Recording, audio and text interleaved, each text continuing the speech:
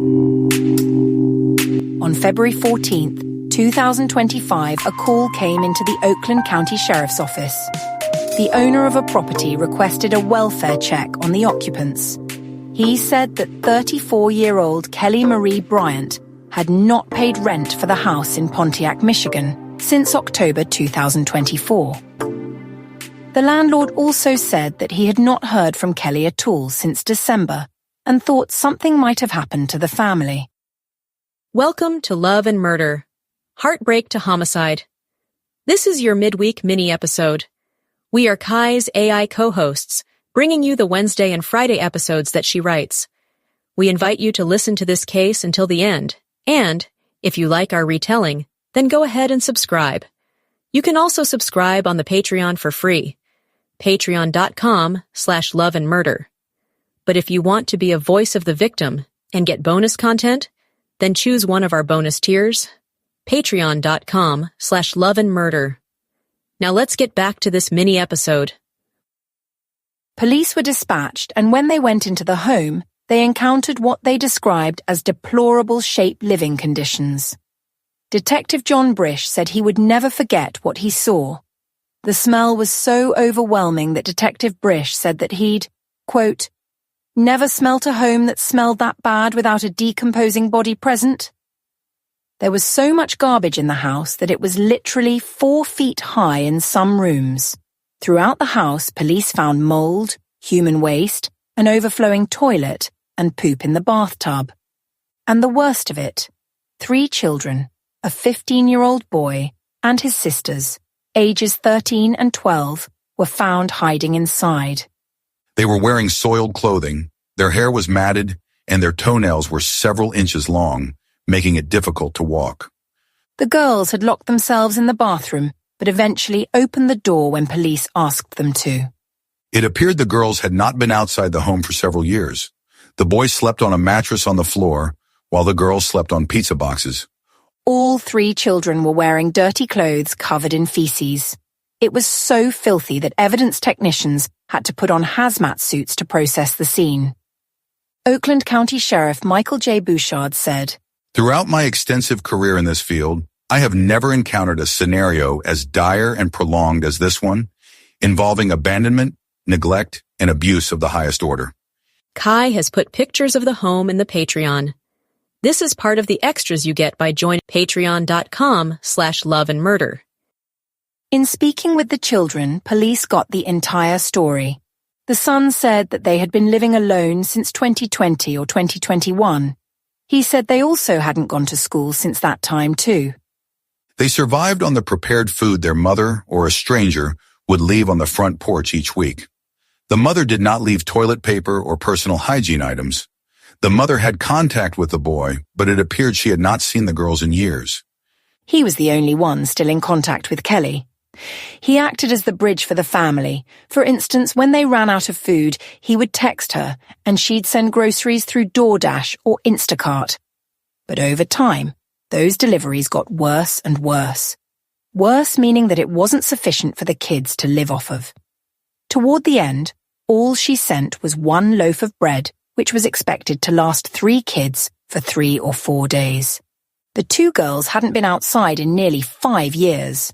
The boy only went out twice, once to feel the grass, and once to check the mail. Their mother had told them not to open the door for anyone, and never to leave the house no matter what. All 3 children expressed fear about what their mother's response would be if they left the home. Neighbors didn't even know kids lived there. The only thing they ever saw was Kelli dropping things off and leaving. The kids hadn't been given hygiene products since 2020. The 2 girls had started their menstrual cycles and were only given pads once. Kelli had dropped off garbage bags, gloves, and Febreze, but never soap, shampoo, or even toilet paper. When police finally stepped in, the kids didn't know how to flush a toilet or brush their teeth. That's how long it had been. Through the investigation, police found that Kelli had lived with her 4 children in the Pontiac home during 2019. However, between spring and summer of 2020, she moved out, taking only 1 child, who she dropped off with his father. She then went to live somewhere else in Pontiac. The children's father was reportedly in jail during summer 2020, and although a consent agreement was executed in 2022 for him to see his children, Kelli prevented any contact. The children were transported to a hospital for evaluation before Child Protective Services came and got them. Investigators were able to find the mother, who lived not too far from the children, and, by not too far, I mean within walking distance. They told her what they'd found and asked her to turn herself in. When detectives met her at the police station just an hour after finding her children, her appearance was vastly different from the squalor her children lived in. Detective Brish said, Her hair was done, she was wearing what appeared to be clean clothes, and she had long fake nails. What a jerk. What a female dog. This makes me so angry. During interviews, Kelli made statements saying, quote, I hurt my children. I sacrificed my children, probably. She admitted knowing that her actions were selfish, that they made her children sick, and that she had ultimately sacrificed her children for her own purposes. When police told her that they were concerned about the children's recovery, Kelli asked, quote, Is there anything I can do to help myself? Investigators also learned that she had hidden the location of her kids from family members. The defendant took active steps of lying and concealing to make sure the children went undiscovered. Whenever relatives asked about the children, Kelli would tell them that they were with a babysitter. She'd even removed the batteries from the smoke detector to prevent the fire department or police from ever visiting the home. That is diabolical. I guess she didn't factor in the landlord caring. But my question is, what did she think would happen if she'd stopped paying the rent? Did she think the landlord was just going to go away? I don't understand this woman. But if I could understand her, I guess I would be as crazy as she is.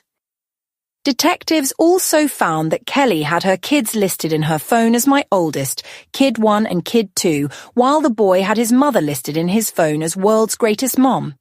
It just keeps getting worse and worse. Kelli was arrested immediately. Oakland County Prosecutor Karen McDonald said, What stands out the most for me is no love. There was nobody there to care for them. Sheriff Michael Bouchard called it one of the worst and longest-running child abuse cases he'd seen in his career. On February 19th, Kelli was formally charged with 3 counts of first-degree child abuse.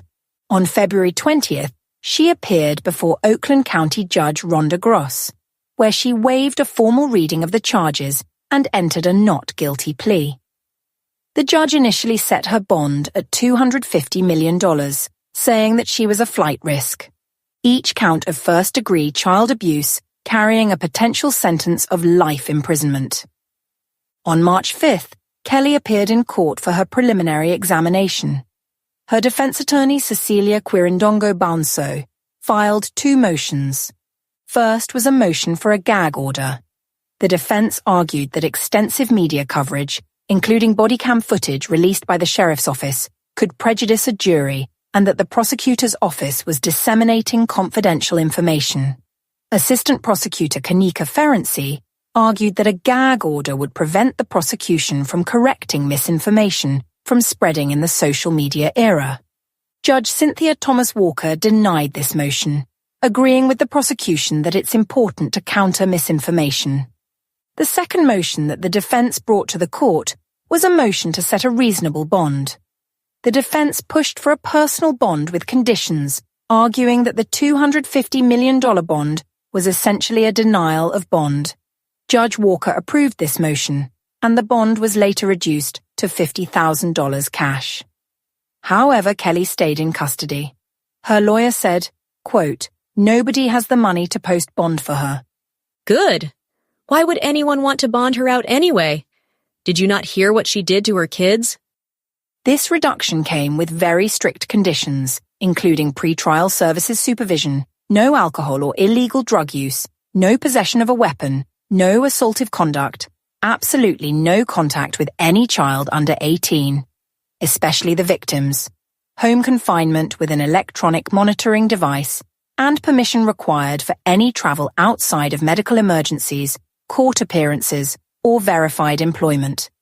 She was also prohibited from returning to the address where the children were found or their current address. Throughout all of this time, Kelli was still being investigated. A thorough review by the Michigan Department of Health and Human Services revealed Kelli had fraudulently been getting public assistance funds meant for her children's care.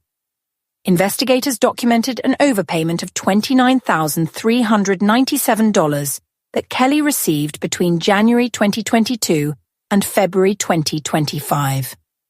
On March 11th, Prosecutor McDonald announced additional charges of 3 counts of welfare fraud against Kelli.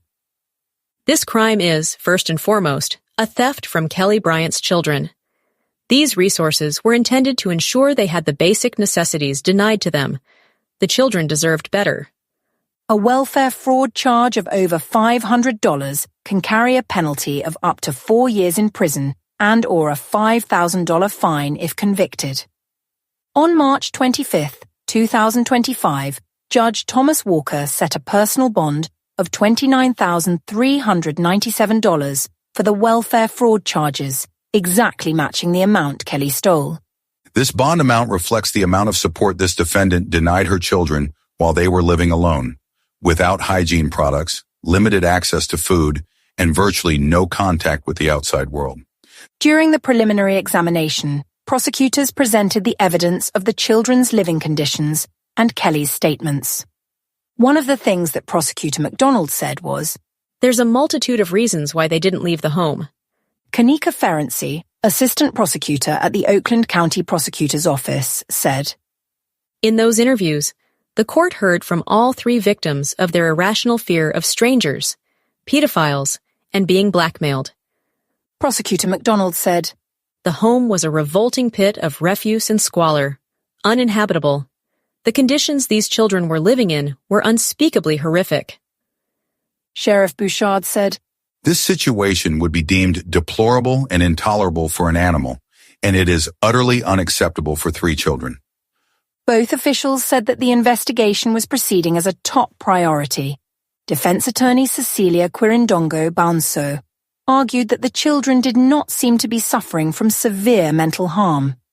They said that during their care house interviews, those children were articulate. They were answering questions. They were asking for clarification. The defense also presented that Kelli had no criminal record, had stable housing, and was employed with the state. Can you understand the audacity of this defense? Judge Cynthia Thomas Walker did not agree. She said that the care house interviews were, quote, overwhelming in terms of showing the mental and physical harm inflicted on the children. The judge determined there was sufficient evidence to proceed to trial. There is no question that this is an extraordinary case. Prosecutors also intend to file a petition to terminate her parental rights to the children. Kelli's next court date was scheduled for 2 p.m. on April 15th, but so far there haven't been any updates to the case. And that is the case of one of the most selfish mothers I've ever heard of in my life. What do you think about this case? Let us know your thoughts in the comments below.